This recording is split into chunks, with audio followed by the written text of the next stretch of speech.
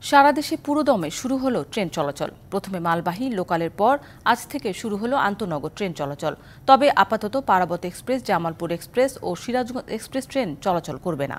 স্টেশনে সব ধরনের প্রস্তুতি নেওয়া হয়েছে। নিরাপত্তার জন্য সেনাবাহিনী আছে। এছাড়া রেলের নিরাপত্তা বাহিনীও কাজ করছে। এর আগে গত 12ই আগস্ট থেকে মালবাহী ট্রেন, 13ই আগস্ট থেকে mail express, local commuter train চলাচল শুরু হয়েছে। কোটা সংস্কার আন্দোলনের মুখে গত 18 জুলাই থেকে দেশের বিভিন্ন পথে ট্রেন চলাচল বন্ধ হয়ে যায়। পরে সরকারের কারফিউ জারির পর 19 জুলাই থেকে ট্রেন চলাচল পুরোপুরি বন্ধ হয়। এর মধ্যে গত 1 আগস্ট থেকে 3রা আগস্ট সীমিত পরিসরে কমিউটার ট্রেন চালু হয়। পরে 4 আগস্ট রাতে অনির্দিষ্টকালের জন্য সব ধরনের ট্রেন চলাচল বন্ধ ঘোষণা করা হয়।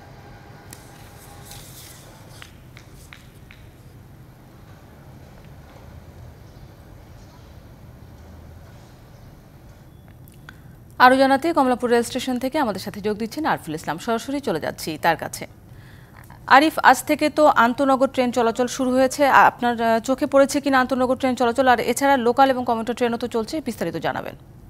আপনার শেষ প্রশ্নটা দিয়েই শুরু করতে চাই, সেটা হচ্ছে যে লোকাল এবং কমিউটার ট্রেনগুলোর উপচে পড়া ভিড় যাত্রীদের। এর পাশাপাশি আন্তনগর ট্রেনের যে বিষয়টি আপনি জানিয়েছেন, সেটা হচ্ছে দুপুরের পর থেকে আন্তনগর ট্রেন চলাচল শুরু করবে। সারা দেশে মোট 27 দিন পর, দীর্ঘ 27 দিন পর এই যে ট্রেন চলাচল সেটা কিন্তু শুরু করবে।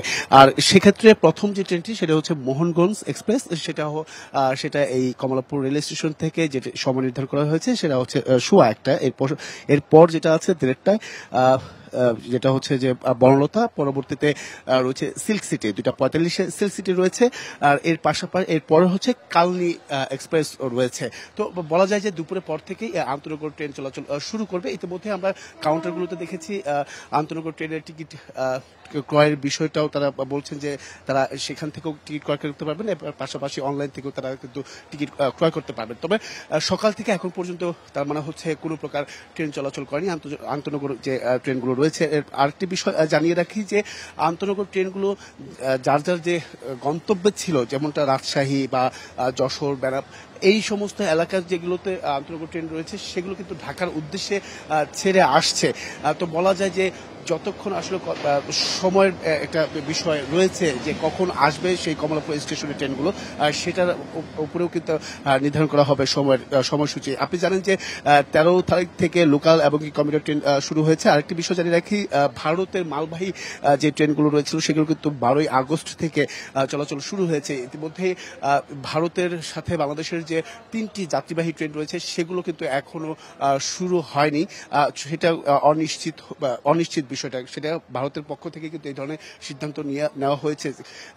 তাদের উপরে আসলে সিদ্ধান্তটা চূড়ান্ত করা হবে যে আসলে তারা কবে থেকে ট্রেন চলাচল শুরু করবে। তবে ইতিমধ্যেই আমরা কয়েকজনের সাথে কথা বলেছি, যাত্রীদের যারা আছেন তারা প্রত্যেকে বলছেন যে দীর্ঘ এই 27 দিন পর যে ট্রেন চলাচল শুরু করছে সেটা দিয়ে তারা উচ্ছ্বাস এবং কি উচ্ছ্বাসিত বলা যায়।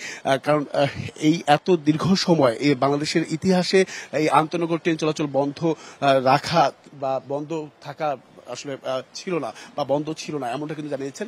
এর পরবর্তীতে বলছেন যে কমিউটার বা লোকাল ট্রেনের যে টিকিট কাউন্টার সেখানে কিন্তু উপচে পড়া ভিড় যাত্রীদের। কারণ তারা আন্তনগর ট্রেন যেহেতু চলাচল করছে না সকাল থেকে, সেক্ষেত্রে যাত্রীরা বলছেন যে তারা কমিউটার এবং কি লোকাল ট্রেনেই তারা যাত্রা গমন করবে। তো শান্তা, এই ছিল এখান থেকে সবশেষ। পরবর্তী সংবাদের নতুন কোনো তথ্য পেলে অবশ্যই জানার চেষ্টা করবো। শান্তা। আরিফ, আপনাকে ধন্যবাদ।